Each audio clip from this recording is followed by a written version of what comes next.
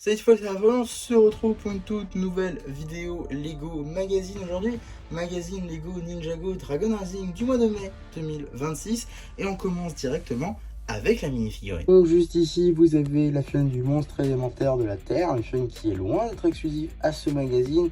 Et je dois même dire que c'est le pire choix que Blue Ocean aurait pu faire concernant la figurine à mettre dans un magazine. Littéralement pour le même prix que ce magazine, vous allez à Smith Toys, vous l'avez dans un battle pack avec 2 figurines en plus, des accessoires ainsi qu'une construction. Donc vraiment, je ne comprends pas l'intérêt de cette figurine dans le magazine. Hein. C'est littéralement les mêmes détails, avec la même pièce de pince, la même tête, la même armure ici, hein, moule de 2022, mais dans cette couleur-là, c'est du janvier 2026, tout comme tout le reste hein, sur cette mini-figurine évidemment.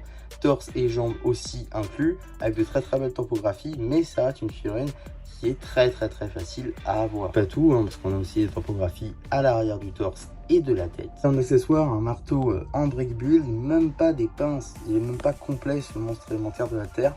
Donc c'est vraiment dommage d'avoir gâché un magazine Dragon Rising, plein de figurines qu'on a tous en quantité.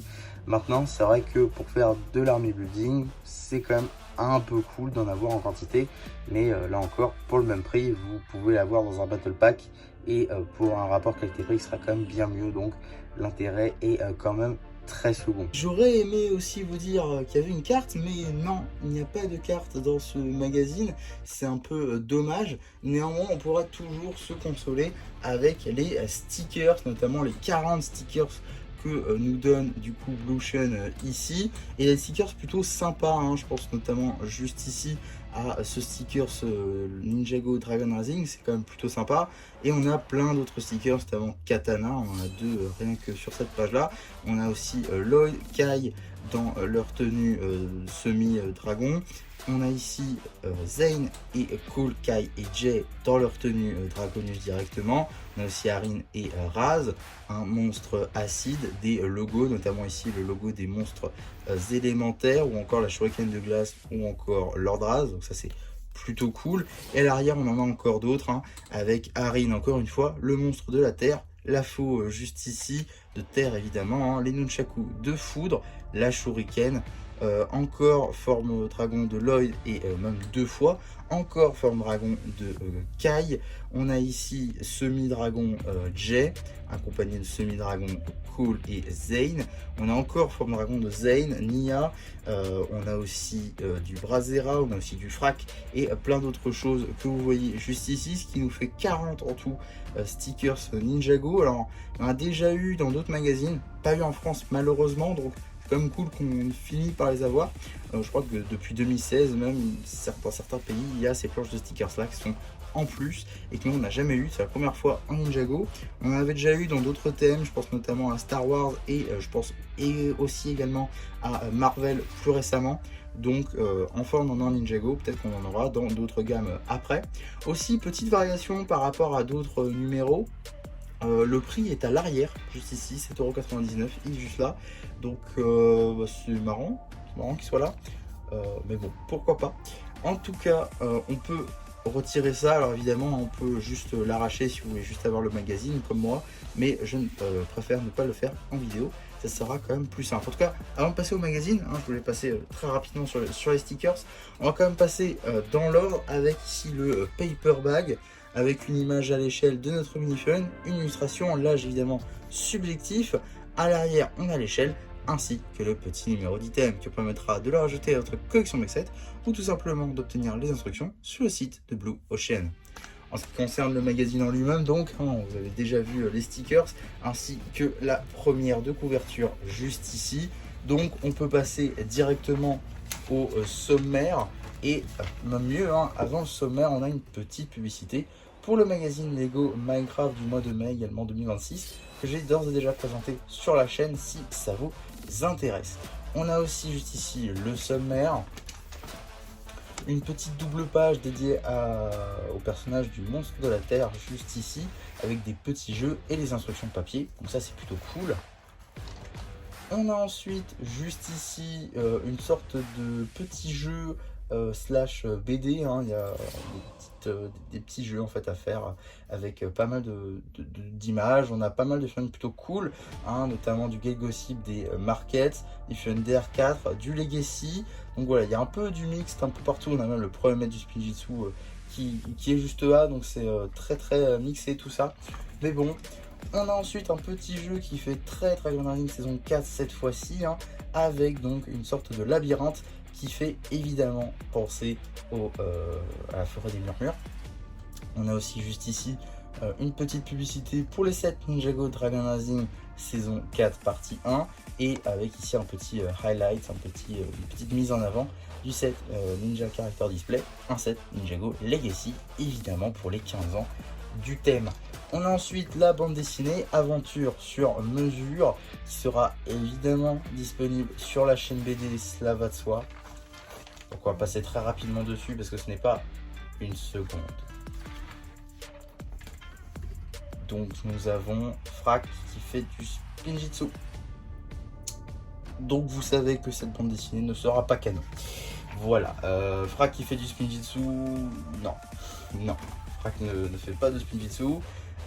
Donc on passe très rapidement dessus avec ici un petit jeu basé sur Zane avec de simples additions, hein, qui sont à la portée de tout bon élève de primaire, donc ça devrait bien se passer. On a aussi un petit poster de type forme dragon pour Jay juste ici. Un autre poster de type attaque élémentaire avec les 3 grands monstres élémentaires, c'est-à-dire les monstres qui étaient mis en avant pendant cette partie 1. Donc évidemment monstre de la terre, mutant et acide.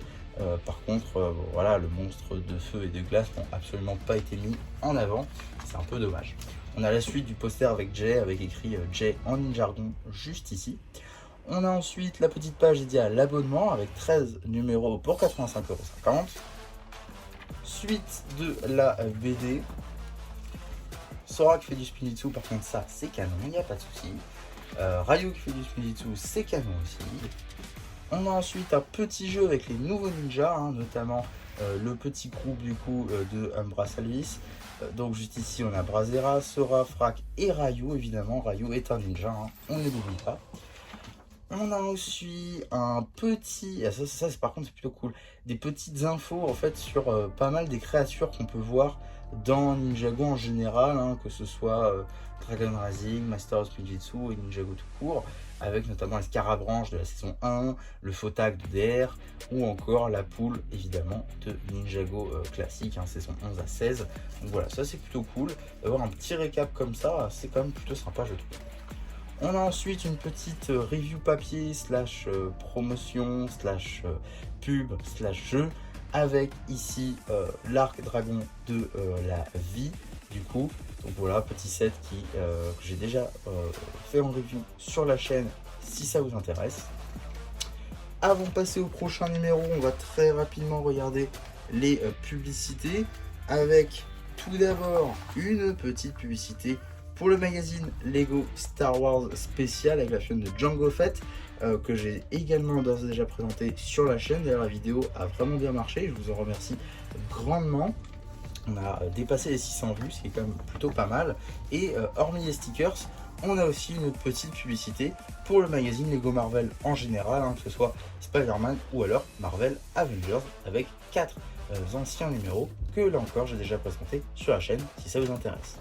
Et donc qu'est-ce qu'on a dans le prochain magazine Lego Ninjago Dragon Rising, c'est-à-dire le numéro de juin 2026. Nous aurons donc, eh bien ça c'est une excellente nouvelle, nous aurons la figurine de Dragon Nia. Pourquoi je dis que c'est une excellente nouvelle? Tout simplement parce que Nia, ça fait 7 ans qu'on n'a pas vu dans le magazine, que ce soit Ninjago classique ou Legacy. Effectivement, sa dernière apparition en France en tout cas, je préfère le dire, en France, sa dernière apparition remonte à sa version saison 9, donc chassée en 2018, qu'on a eu par contre en 2019. Et du coup là on a sa forme dragon des 7 de janvier, donc ça c'est plutôt cool parce que c'est une figurine qui était exclusive il me semble à Ryu. Je crois pas qu'elle soit réapparue dans les autres sets de l'été, donc c'est quand même plutôt cool de l'avoir ici. Et pour ceux qui voudraient pas acheter Ryu, et ben vous pouvez quand même l'avoir dans ce magazine là, donc ça c'est plutôt sympa. Et on aura aussi une carte Donc ça c'est intéressant à noter. À voir du coup ce qu'on aura dans le prochain magazine. Alors on sait que normalement ça peut être Dragon Kai. Donc ça veut dire qu'on aurait Dragon Lloyd, Dragon J, Dragon Nia et Dragon Kai. Il manquerait Dragon Zane et Dragon Cole. Cole, j'espère vraiment qu'on l'aura après Kai ou en tout cas qu'on l'aura dans le magazine parce que ça a l'air d'être la figure la plus importante à avoir. Zane au final apparaît dans les sets de l'été je crois. Ou alors de toute façon il est disponible dans un set à 30 €. Donc voilà. Par contre Cole pour l'instant n'est exclusif que le set du Dragon de la Vie qu'on a vu tout à l'heure à 100 €. Donc effectivement ce serait quand même plutôt cool qu'on l'ait dans le magazine juste après.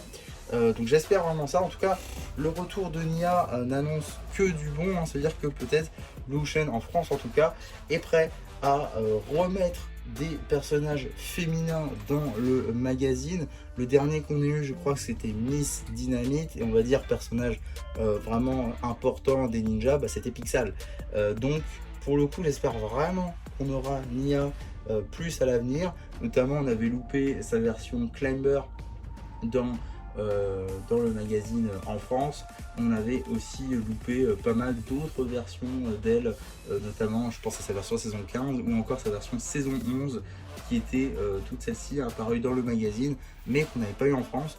Donc là je suis content qu'on skippe pas celle-là, c'est quand même plutôt cool et ça annonce encore une fois que du bon pour la suite. En tout cas, voilà pour ma vidéo magazine. J'espère que ça vous aura plu. Surtout, n'hésitez pas à me dire en commentaire. N'hésitez pas non plus à liker la vidéo, à vous abonner, à partager. Et moi, c'était MC qui vous dit bye bye.